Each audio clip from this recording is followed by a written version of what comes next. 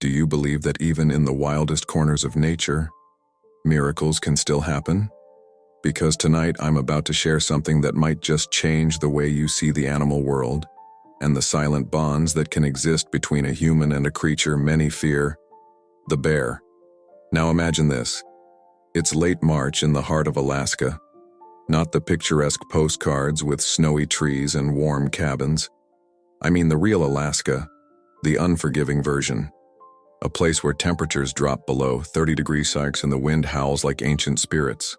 The sky is pitch black, snow falls in slow, heavy flakes, and silence, an overwhelming, thick silence blankets everything. In this stillness, deep in the wilderness near the town of Nome, there's a small, lonely cabin.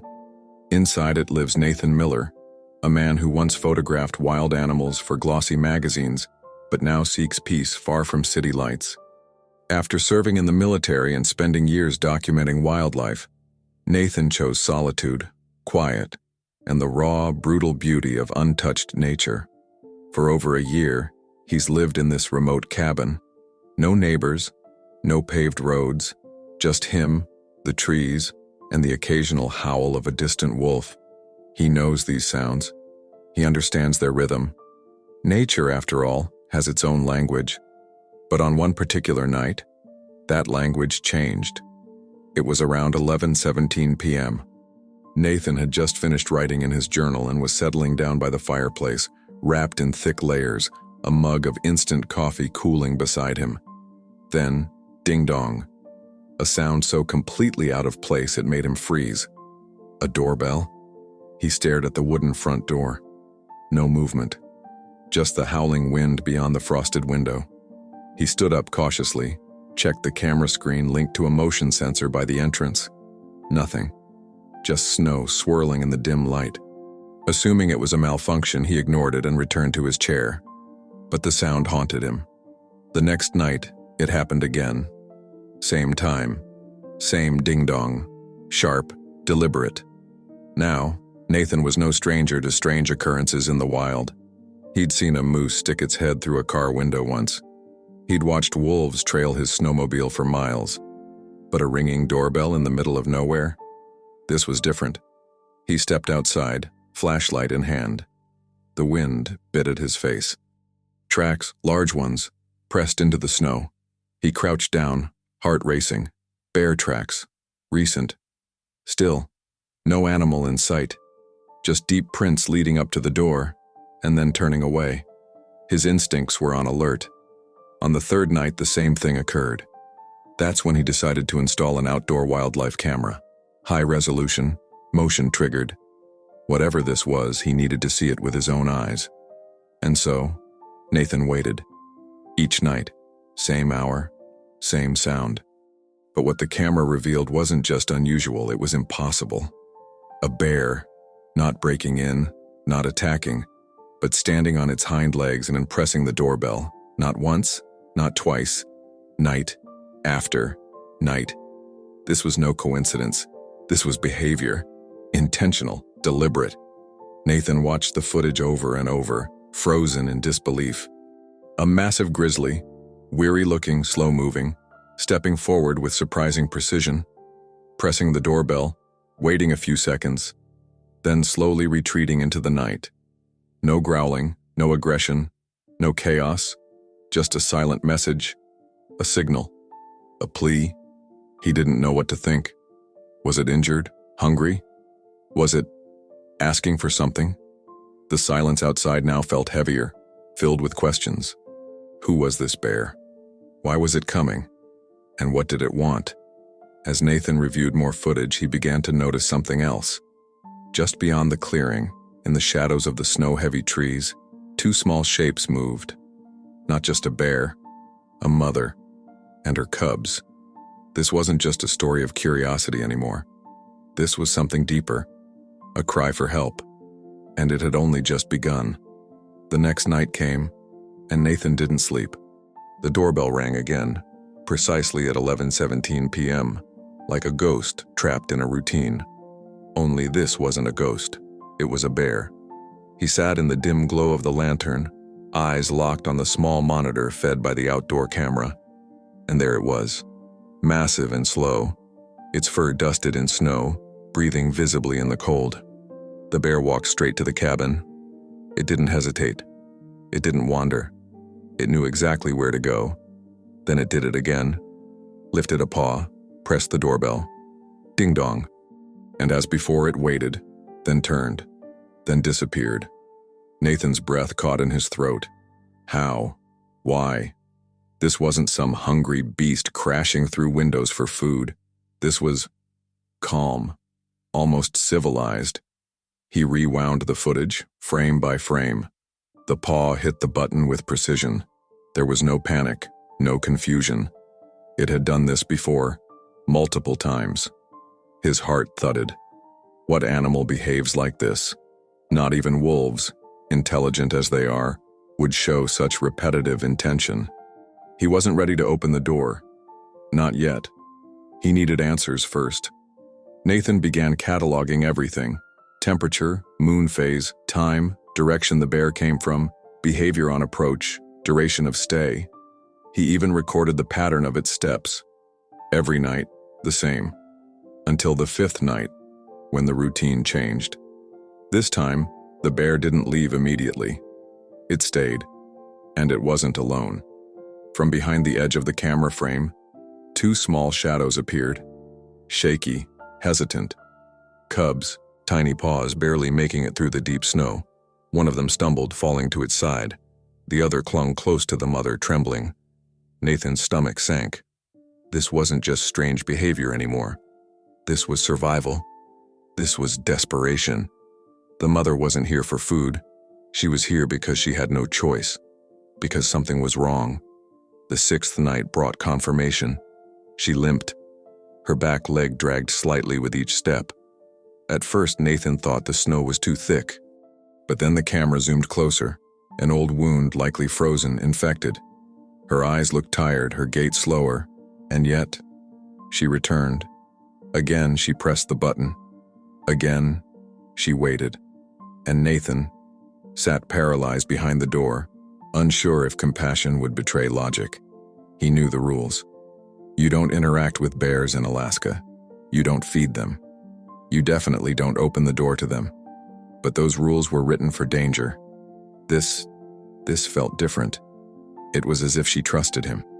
And in that trust, there was a silent cry for help. He looked around his cabin, firewood stacked, backup food supply, thick blankets, an outdoor generator. He had enough to survive the winter himself. But could he survive knowing he did nothing? He turned back to the screen. The mother bear sat, not standing, not pacing, just sat in the snow, watching the door. Behind her, the cubs curled up against her fur. The wind pushed snow across them like a white curtain. Nathan's throat tightened. He stood, then sat, then stood again. He walked to the door, then stopped. His hand hovered over the handle. Not yet. Just one more night. One more chance to make a better decision. And as the bear left that night, slowly, limping, stopping every few steps to check on her cubs, Nathan made a vow. Tomorrow he would act. Because this wasn't just a wild animal. This was a mother, trying to protect her children in the middle of an Arctic nightmare. And something deep inside Nathan whispered, "She knows I'm the only one out here." Then you already feel it, the power of connection between man and beast. This isn't just another story about animals. This is about a moment that defies instinct, biology, fear, and instead reaches into something more human and more wild. Subscribe now if stories like this speak to your heart, because what happens next is unforgettable. And trust me, you don't want to miss what this mother bear does next. Outside, the wind kept blowing, but something had shifted. The silence was no longer empty. It was expectant. The next morning, Nathan woke before the sun. He hadn't slept much, but it didn't matter. There was a weight in the air, like the forest itself was holding its breath. He poured a cup of hot coffee, hands shaking from both the cold and the anticipation. Then, he sat down to review the footage from the previous night. Not just a glance. He studied it, frame by frame. The bear had come again, and this time, stayed longer. She didn't just press the button and leave. She lingered. She waited with purpose. The camera caught every detail. Her breath fogging in the air, her weight shifting as she sat, her eyes scanning the cabin as if looking for movement. Not as a predator, but as someone hoping to be seen. The cubs appeared after a few minutes. The larger one, perhaps a month older, nudged its mother's side. The smaller one didn't move much. It trembled, lay flat in the snow. Its small body wasn't built for these temperatures, not without shelter, not without warmth. Nathan pressed pause. The frame froze on the little cub, half buried in snow. He leaned forward, staring at the screen. "You won't make it another night," he whispered. Then he hit play. That was the moment that changed everything, because something else appeared on the footage. Something he hadn't noticed the night before. Blood. Just a smear, barely visible near the mother bear's back leg. She had hidden it well, a survival instinct. But the camera didn't lie. The limp wasn't just exhaustion. It was pain, the kind that made every step a punishment. She was injured, badly. And still, she came, again and again, to his door, for help. Nathan sat back, 1,000 thoughts racing through his mind. How many times had animals appeared in his lens, majestic, wild, unreachable? And yet now here he was, the only person within hundreds of miles. And a bear was ringing his doorbell like a neighbor in need. He grabbed his binoculars and stepped outside, careful not to make noise. The snow crunched under his boots. The air sliced across his skin. No sign of her. But the tracks remained. Massive, deliberate paw prints leading from the trees to his cabin. He followed them with his eyes, then noticed something that hadn't been there the day before. A slight trail of red in the snow. Faint, but undeniable. He followed the blood trail a few feet. It turned left toward the trees, then disappeared into a thicket. He didn't pursue. Not yet. Not unarmed, not unprepared. Instead, he went back inside, sat down, and rewound the tape again. That's when he saw something different. It was subtle, easy to miss. After the mother bear pressed the button, after she sat with her cubs at the edge of the porch, she looked up, directly into the camera. Not randomly, not accidentally. She stared into it, as if she knew it was watching. Nathan felt a chill crawl up his spine, and not from the cold. Was this communication? Animals had instincts. Bears were intelligent. But this bordered on something deeper. Recognition, awareness, intention. That night, as the wind howled louder than before and darkness fell hard over the trees, Nathan prepared. He set up extra lighting outside the cabin. Soft, not blinding. He placed 2 insulated blankets in a sealed bin near the porch, hoping it would offer the cubs some protection. He even opened a canister of dry dog food and left it inside a steel dish several feet from the door. Not to feed, to offer peace. To say, "I see you." Then, he sat again, eyes locked on the screen, waiting. 11:17 p.m., right on time. The camera blinked to life. The mother was back, but this time her head was low. She moved slower than ever. The cubs stayed closer, almost glued to her fur. The larger one walked with difficulty. The smaller one collapsed halfway across the clearing. Nathan gasped.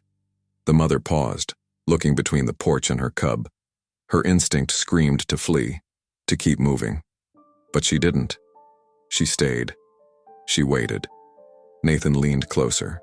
His finger hovered over the door handle once again. The logic in his brain battled the emotion in his heart. But even logic couldn't explain this. This wasn't a wild attack. It wasn't a coincidence. It was a ritual. Every night she came. Every night she asked. For safety. For help. For something beyond what most would believe animals were capable of. That night, Nathan didn't open the door. But he didn't turn away either. He watched her until she left, slower than before, her injured leg dragging more than it walked. The cubs followed, one limping, the other barely moving. And then, just before disappearing into the tree line, the mother turned around. One last look.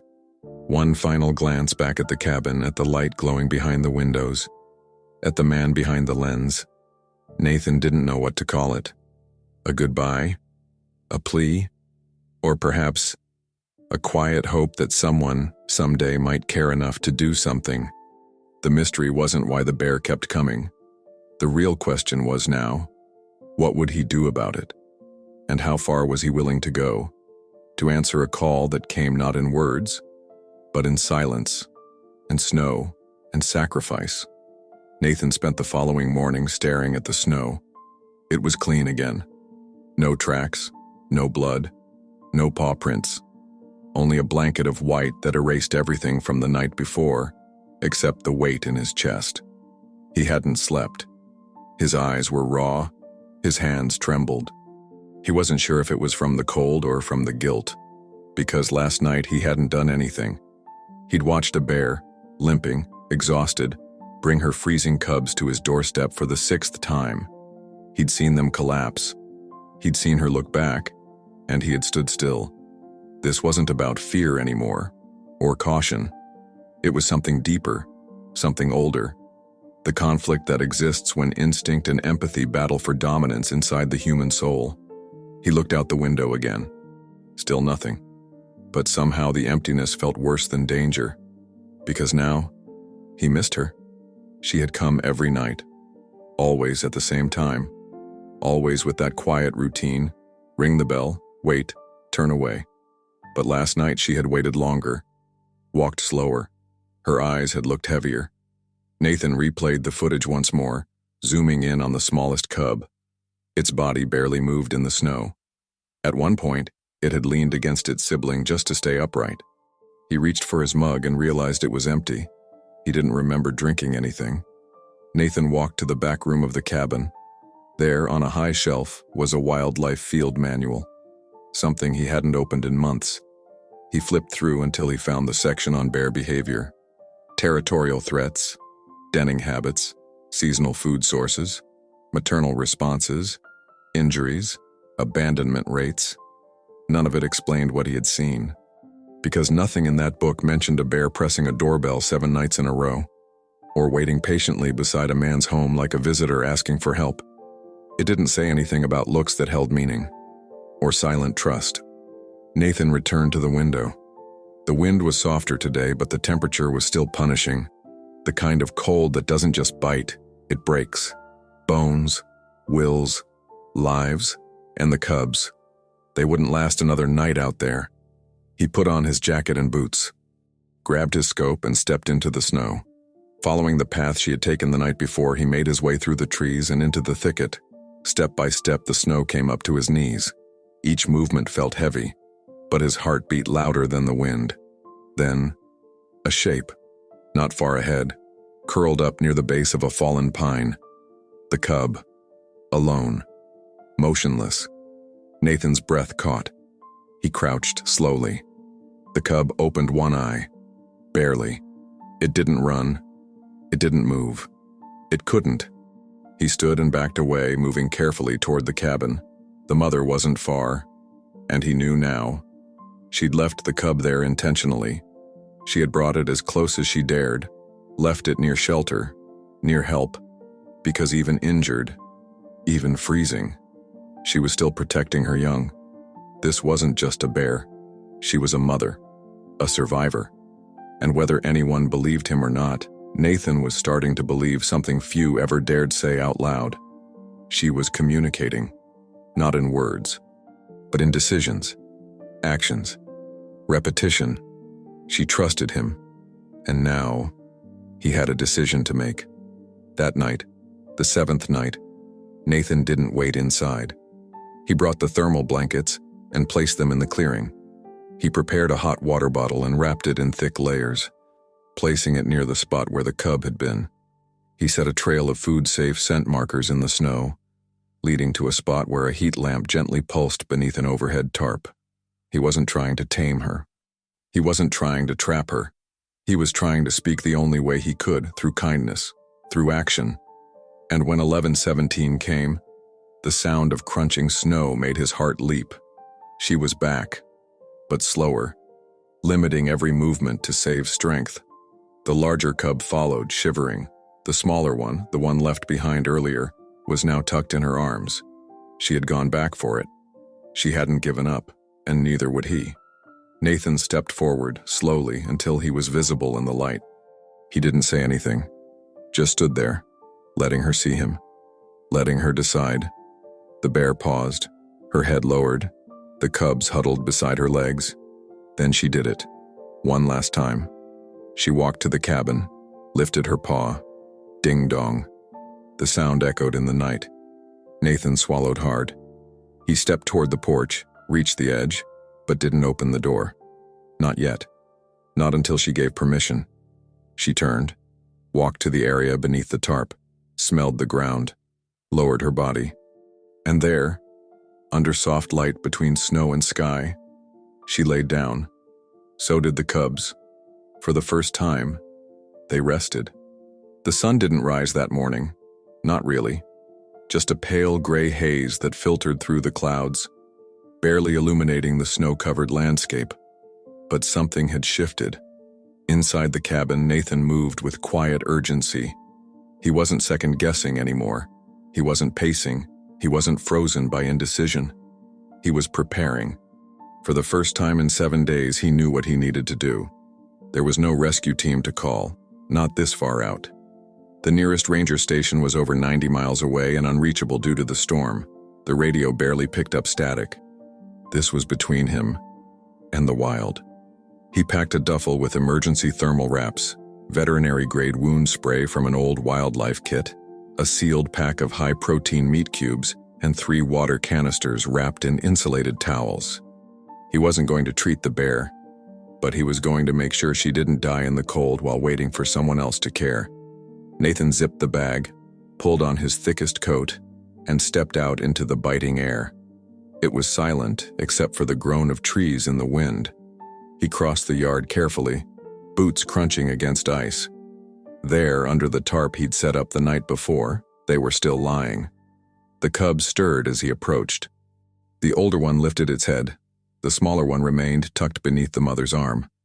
And her? She didn't move, didn't growl, didn't rise. Just followed him with her eyes, alert, exhausted, trusting.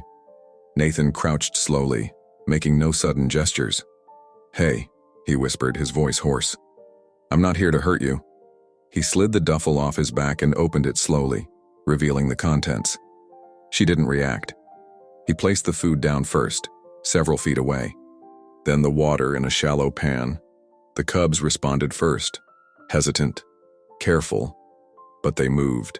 The older one nudged its sibling toward the meat, and Nathan saw, truly saw, how malnourished they were. Ribs protruding, fur thin in patches, tiny paws raw from ice. His chest tightened. He reached next for the wound spray and turned toward the mother. That's when he saw it. Her back leg, gashed and raw. A frozen crust of dried blood clung to the fur. Infection had begun, and if it spread deeper, she wouldn't last long. He moved slower now, speaking softly. "I'm going to help you, okay? Just stay calm." And somehow, impossibly, she did. He sprayed the wound, the mist catching in the air like silver vapor. She flinched but didn't rise, didn't lash out, just exhaled, as if relief had finally touched her skin.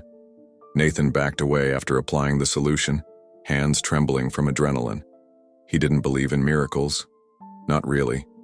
But this felt close. Over the next hour, he watched the cubs eat, drink, and curl up beside their mother.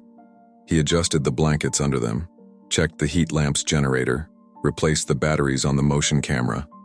And all the while, she watched, not with suspicion, with understanding. He didn't try to touch them. He didn't force trust. He earned it, one small gesture at a time. That night, for the first time since the ordeal began, Nathan left the cabin door slightly open. Not wide, just enough. He placed a fresh blanket near the threshold and left a trail of food between the tarp and the porch. It wasn't bait, it was invitation. And at 11:17 p.m., like clockwork, the bell rang. But this time he didn't jump. He stood, took a deep breath and opened the door. There she was, not fully on the porch, but close.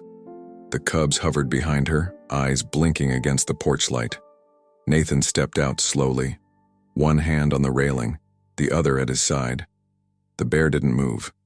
He sat down on the top step, just far enough, just close enough. And there they sat, man and bear, divided only by a few feet and a century of misunderstanding.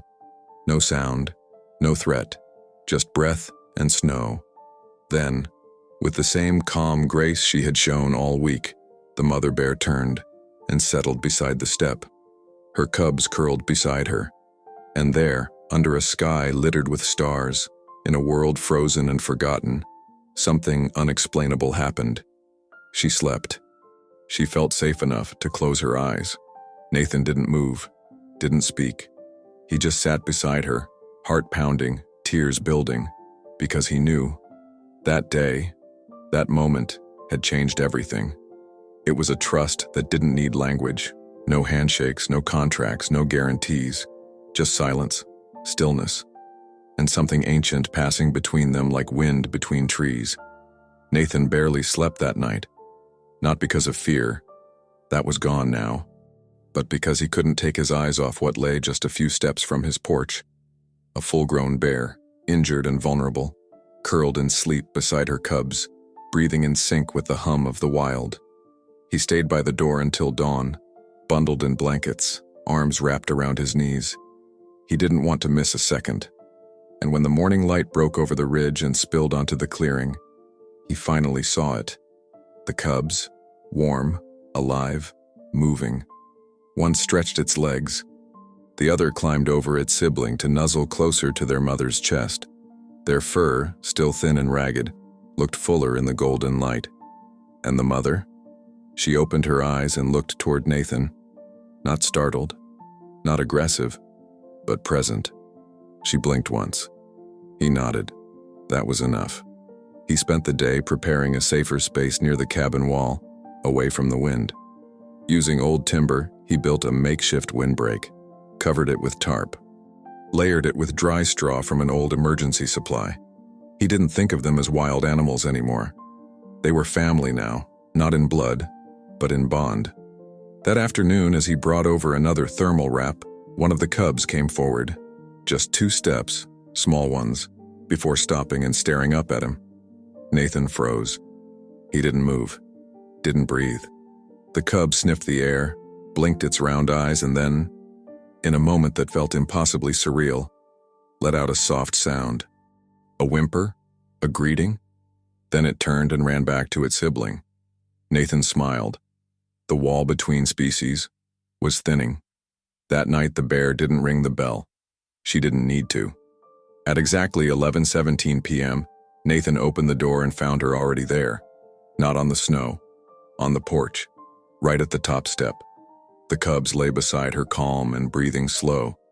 She looked at him, not asking this time, but knowing he'd come, that he'd be there. And for a long time they simply existed together, man, mother, and her cubs, under the soft orange glow of the cabin lights. He spoke for the first time, not loudly, just enough for the night to hear. "You did it," he whispered. "You kept them alive." The bear blinked again, her breath fogging in the cold. She didn't move. She didn't need to. This moment, it belonged to both of them.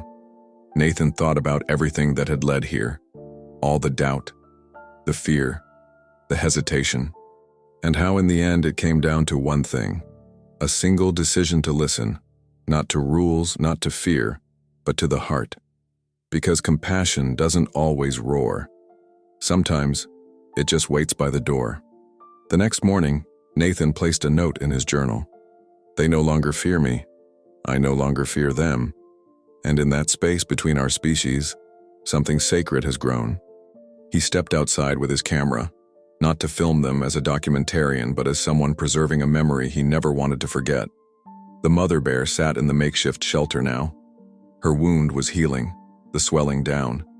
The cubs played in a circle of snow, tumbling, squeaking, learning again what joy looked like. And for the first time since it began, Nathan felt a different kind of silence. Not the heavy silence of fear or isolation, but the silence of peace. It wasn't over. The wild would always be wild, and eventually this family would return to the forest where they belonged. But until then, he would be here, not as a rescuer, not as a hero, but as a witness, a keeper of their story, and a protector of the bond that had changed his life forever. It happened on the 9th night. The air felt different, colder, sharper. The wind howled like something warning of what was coming. Nathan sensed it before he even stepped outside. The forest was restless. The mother bear and her cubs were nestled beneath the shelter he had built. They looked peaceful, but the wind kept tugging at the tarp like invisible fingers trying to tear it apart. Nathan secured the edges, double-checked the generator for the heat lamp, and replaced the food and water. He had done everything right, but the wild doesn't play by rules, and compassion doesn't always guarantee safety. It was just past midnight when it happened. A noise, low, guttural, and wrong. Not from the mother bear, but from the trees. Nathan grabbed his flashlight, heart thudding. He stepped out onto the porch and froze. There, at the edge of the clearing, was another bear. Larger, male, hungry. A rogue drawn by scent. And in bear hierarchy, he was a threat. Not just to Nathan, but to the cubs. Male bears are known to kill the offspring of others. It's nature. Brutal. Final. Nathan didn't have time to think, only to act. He stepped down into the snow, flashlight beam fixed on the intruder. His voice, steady but firm, called out, "Hey, go on, get out of here!" The bear paused, head turning toward him. It didn't run. It moved closer. The mother bear stood now, fully awake, placing herself in front of her cubs. Her breath steamed in the air. Her posture, ready to defend, despite her healing wound. Nathan's mind raced. If a fight broke out here, someone, or all of them, would die. He turned and sprinted for the cabin, yanked open the door and grabbed the only two things he had left for situations like this: a can of bear spray and an old emergency flare. Running back into the cold, he shouted louder this time. "Hey!" the male bear snarled. A sound that made Nathan's spine go cold. He raised the flare and struck it. A burst of red flame hissed into the night. Sparks lit the snow like fireflies. The male stopped, just for a moment, eyes flicking between the flame and the now growling mother bear. Nathan held the flare high and began walking slowly toward the intruder. Every instinct screamed at him to run, but he didn't. He stepped forward, not for himself, for them. The bear shifted, hesitated, then growled again, but backed away. 2 more steps, then it turned and vanished into the trees. Nathan stood still for a full minute, the flare hissing down to a dim ember in his hand. Then he looked at her, the mother bear, still standing, still shielding her cubs. Their eyes met. He saw everything in that gaze: fear, relief, exhaustion, and something else. Recognition. She had watched him stand his ground. He had defended them as one of their own, and in that moment, the line between human and wild dissolved completely. The next morning, Nathan awoke to a silence thicker than before. He went outside. The snow was undisturbed. No new tracks. Just 3 shapes sleeping soundly beneath the shelter, the cubs curled beside each other, and the mother breathing steady, her head resting on her paws, not facing away this time, but turned toward his cabin, toward him. He knelt in the snow a few feet away. Not too close. Just enough. "I've got you," he whispered. "You're safe." That night, something unexpected happened. For the first time since she'd arrived, she didn't ring the bell. She didn't need to. Nathan had already opened the door and left it open, as if saying, "You belong here, for as long as you need." He sat by the fire that evening, writing in his journal. Words came slower now. Not from fatigue, but from reverence.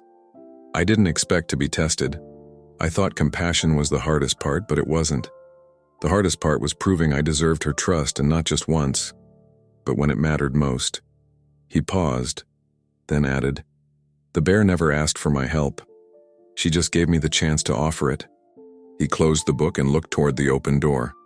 Beyond it, under the stars, a mother bear and her 2 cubs slept without fear, because the wild had made room for something more.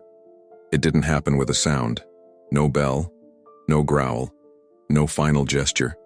Just a morning like any other. The snow was crisp, the sky pale and clear, the forest still. Nathan woke early that day. Something felt different. Not wrong, just finished. He stepped out onto the porch and looked toward the shelter he had built with his own hands. It was empty. The blankets had been pressed down by large, gentle bodies. The heat lamp was still on, humming softly. A few uneaten food cubes remained frozen in the pan. But the snow told the rest of the story. Tracks, leading away from the cabin. 3 sets, 1 heavy, 2 small. No sign of struggle, no sign of panic. Just a quiet departure, like a whisper. "Thank you." Nathan stood there for a long time, eyes scanning the trees. He didn't expect them to come back, he knew that much. She had done what she came to do. Protect her cubs, survive the cold, find safety long enough to heal. And now, she had returned to the wild. On her terms. Nathan sat down on the steps, running his hand across the wood, still remembering the night she curled up there, just feet from him. He smiled. Not with sadness, with awe. This wasn't an ending. It was a passing of something sacred. Later that day, he reviewed the final footage from the night before. At 11:06 p.m., the camera captured her rising, her limp almost gone. The cubs, bigger now, walking confidently by her side. She led them to the edge of the clearing, then paused, and turned. The camera caught it, clear as daylight. She looked back at the cabin, at the lens, at him. Just for a few seconds. No sound, no movement, just one long, quiet gaze. Then she vanished into the trees. Nathan rewound that moment over and over again, because in that look, everything had been said. No words, no farewell. Just the kind of silence that says, "I remember you." He returned to the shelter later that evening and left one last blanket just in case. Not because he expected her to come back, but because part of him always would. And as the wind picked up once more, blowing softly across the porch, Nathan whispered to the trees, "You'll always have a place here. And now, I have a question for you. You've followed this story from the very beginning, through snow, fear, trust, and healing. So I want to know something deeply human. Where in the world are you watching this from? Drop the name of your city or country in the comments. Because just like Nathan and the bear, we are all more connected than we think. Let's fill this section with voices from every part of the world, each one echoing a simple truth. That empathy crosses every border. There are moments in life you never forget. Some are loud, fireworks, applause, goodbyes at airports. But others, the ones that stay etched in your soul, are completely silent. For Nathan, it was a look, just a few seconds on a screen. A mother bear, standing on the edge of a snowy forest, turning back to look directly at his cabin. At him, at everything they had been through together. And in that glance, something passed between them that no photograph could capture. No scientist could explain. No language could describe. It was more than gratitude, more than instinct. It was recognition that in a world driven by survival, where trust is rare and danger is constant, they had shared something impossible, a choice. She chose to return each night. He chose to wait. She chose to bring her cubs closer. He chose to open the door. And when danger came, they both chose to stand their ground. For each other. That look wasn't just a farewell. It was a statement. You mattered to me. Nathan watched the clip again before storing it on a hard drive labeled The Miracle. Not because it was magic, but because it had changed something fundamental inside him. He had gone to the wild to escape the noise of the world. But in the silence, he found the loudest truth of all. Compassion is the oldest language on earth. He kept the shelter up long after the bears had gone. Neighbors would ask him why, though there weren't many neighbors to begin with. He always answered the same way. in case someone else needs it. Because once you've been trusted by the wild, you never stop listening for its knock again. Not every story ends with a bang. Some fade quietly, like footprints in fresh snow. But that doesn't mean they're gone. It means they became part of you. Nathan never saw the bear again. Not in person, not on camera, but in every sunrise that broke across the pines, in every gust of wind that shook the cabin walls, in every ring of silence at 11:17 p.m. She was still there, and in some strange, sacred way, so were her cubs. Because when you witness something real, something wild, something unfiltered by fear, it doesn't leave you. It lives in the pause between your breaths. It lives in the decisions you make when no one's watching. It lives in how you choose to treat the world around you, human or animal. Nathan kept journaling, not because he needed to record what had happened, but because some stories deserve to be remembered, even if only in private. And maybe, just maybe, he hoped the bears would return someday, even if they didn't, because now he knew. Sometimes being there, fully, quietly, without expecting anything in return, is the greatest gift you can give, and the greatest lesson you can learn. He left a final note at the base of the tree line. Just 4 words: "You were safe here." And in those 4 words an entire story rested. Of courage, of connection, of an unexpected knock in the night that turned into the most powerful bond he'd ever experienced. So if this story found its way to you tonight, if it held your attention, if it reached somewhere deeper than you expected, then don't let it end here, because these aren't just videos, they're reminders that compassion matters, that instinct and empathy can live side by side, that we're all a little wilder than we admit, and a little softer than we show.